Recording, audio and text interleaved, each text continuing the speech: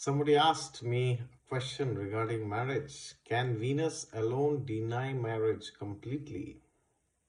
Which means if Venus is very badly placed in your chart, can it ever happen that uh, it's completely denied for you, irrespective of the chart, irrespective of your dashas, irrespective of transits, irrespective of yogas, irrespective of Ashtagvarga, irrespective of your Navamsha, irrespective of your sun, moon, seventh house, seventh lord. So, does Venus hold so much power that Venus can alone negate any possibility of marriage? Well, absolutely not.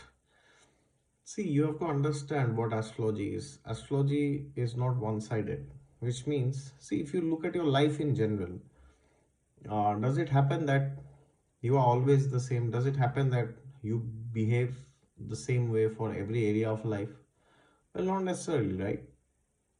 So, therefore, you got to understand that whenever you are making a final prediction, what do I mean by final prediction?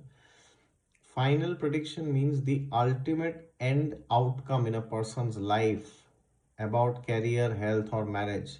Do not do that by seeing just one planet. Never, never, never, ever do it. Because when you say that just Venus alone can deny you marriage, you are essentially saying Venus is the only planet that matters when it comes to marriage, and the other planets don't matter. They are a useless bunch of idiots sitting there and doing nothing, right? It doesn't work that way.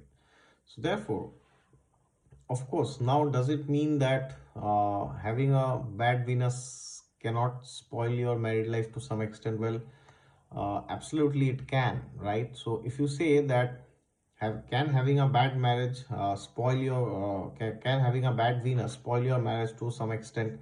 Well, absolutely yes, it can do, right? But when you talk of spoiling the entire married life or things like, you will never get married or some very strong statement, then you always have to see that when the person is of 25 years and above that, which dasha is the person running? Is the dasha lord sitting in the second, seventh, or 11th? Then the marriage can happen. Or if the dasha lord is sitting in the fifth or ninth, even then marriage will be encouraged. Okay. So if the Mahadasha Lord is positive, then you need to check the Antardasha.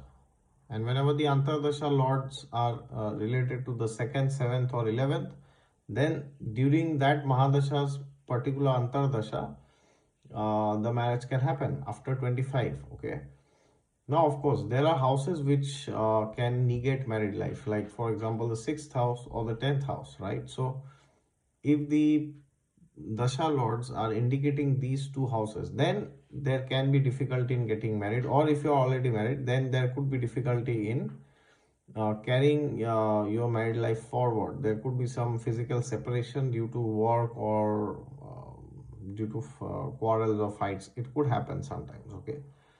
So therefore, look at your chart overall. What kind of a chart is it for marriage? Is it good or good or bad in the sense like, is it strong for marriage? Okay. Or is it not? So once you decide that, then you go to the dashas and then you go to Venus. Okay. Do not directly jump into conclusions just by seeing one planet. It doesn't work like that. Thank you.